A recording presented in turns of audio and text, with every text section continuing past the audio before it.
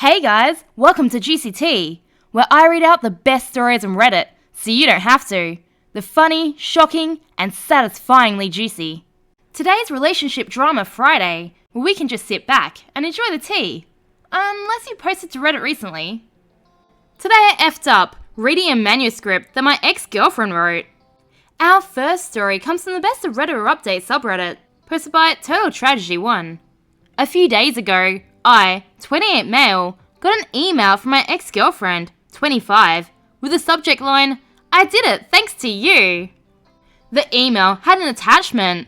The attachment was a manuscript, and the manuscript was an autobiography written by my ex-girlfriend. The title instantly took me back to the time when my ex-girlfriend and I were still dating. I was sexually inexperienced back in those days, whereas my ex-girlfriend had more than enough sexual experience. We enjoyed talking about past relationships and what the sex was like. It was never a thing in our relationship, just a casual conversation. My ex-girlfriend had more stories to tell, and all of them were entertaining. I remember joking about how she should someday write a book.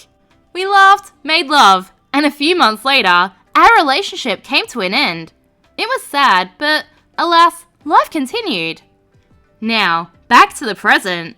I finished reading the manuscript an hour ago. There were 72 chapters. Each chapter was about a different person my ex-girlfriend had known sexually. 72 different sexual partners.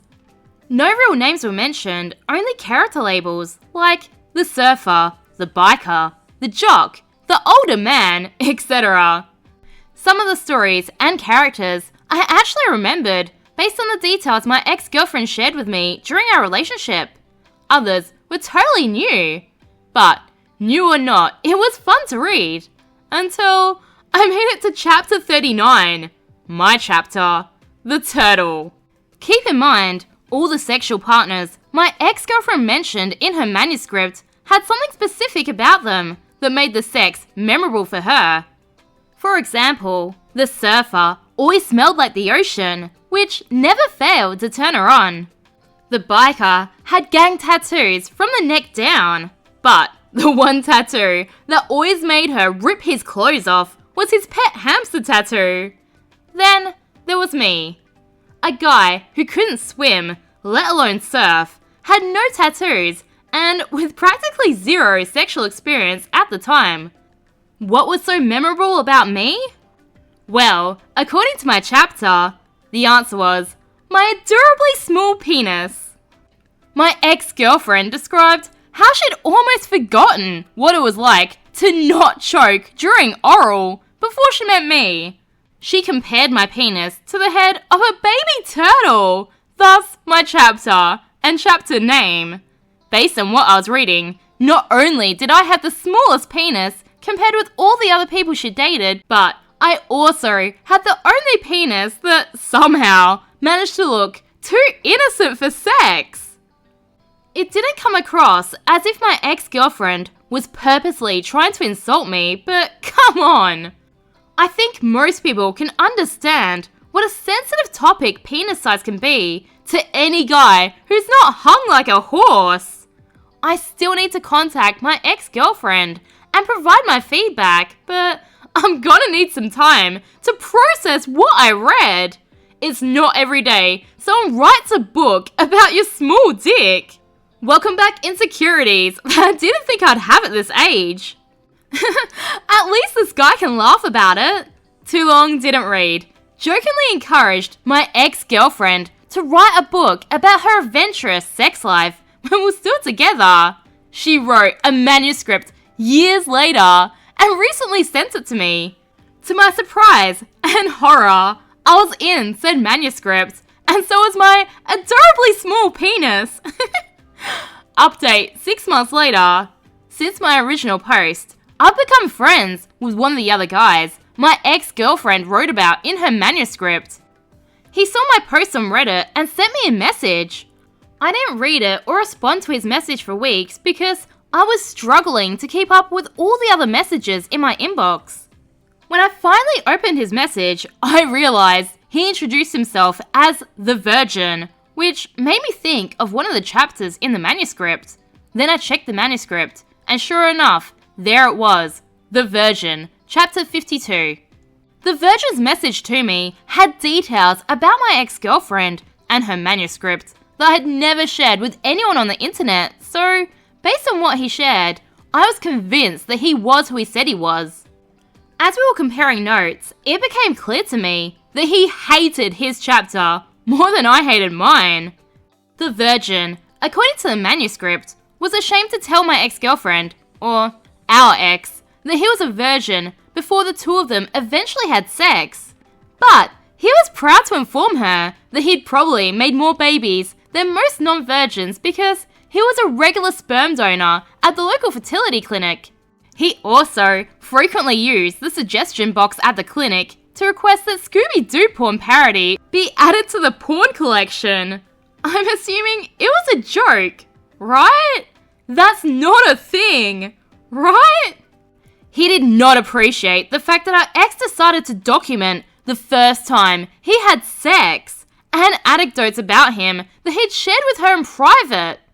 His response to my ex, when he was done reading her so-called manuscripts, had been the repeated use of the B word.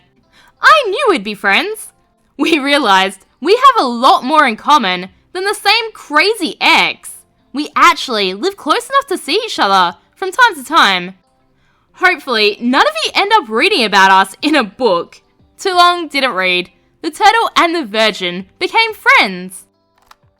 My wife fell in love with the perfect man, yet she still insists that she wants me. How do I continue? Am I standing in her way of happiness?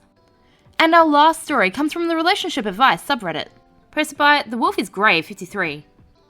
To keep a long story short, we're in an open marriage, and despite it being a strictly friends with benefits type of open, she became deeply emotionally invested in a dude. To be fair, we never put a limit on the emotional side of things, so I don't blame her. I can't. To be honest, I never thought I had to define friends with benefits. This was the first time this happened, but hey. That being said, he is infatuated with her, offers to pay for everything, consoles in her. He's a good father with 2 kids, established military dude, and is built like The Rock. He is everything that I am not. I'm no slouch, and I enjoyed being open with my share of ladies, but if I'm Mercedes, he's a Maserati. I told her I couldn't exist in the relationship with him inside. She reluctantly agreed to leave him alone, and she's changed. She's colder, and our sex is dying. She strains to be the same. They broke up 2 months ago, and she admits she is still recovering from him. She admits she misses talking to him.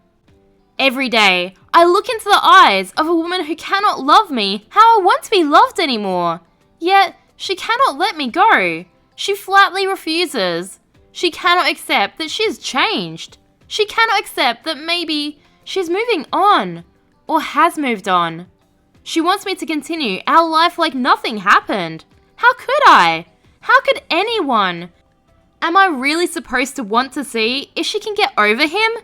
Every day, I fight to stay in the relationship, and I'm getting so tired.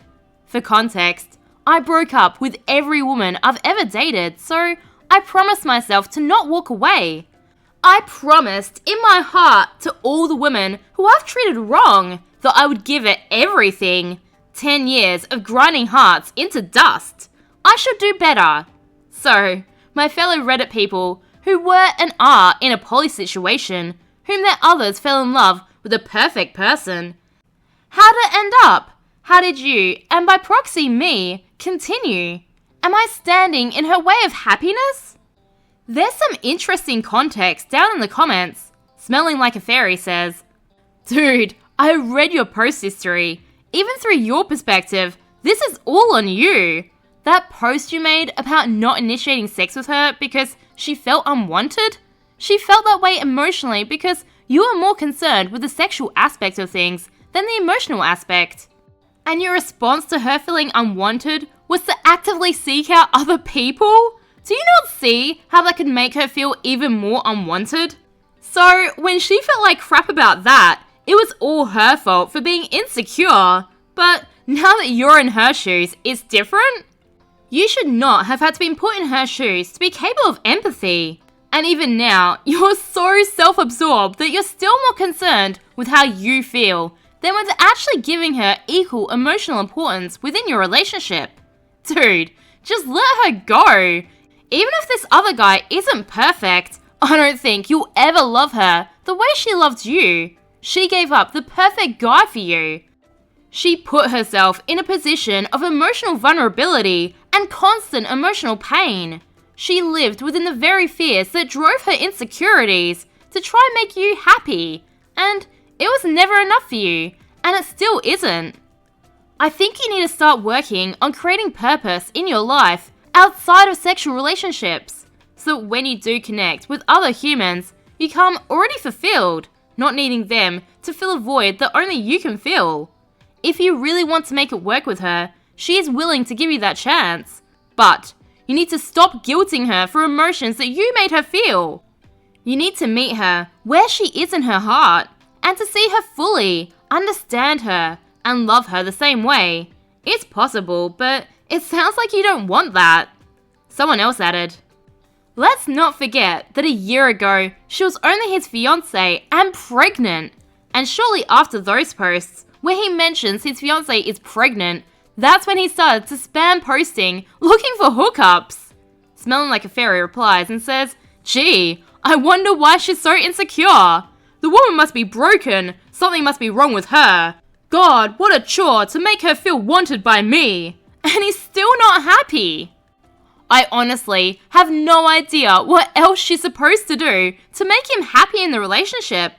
I honestly think he just doesn't think women are human beings who should have feelings.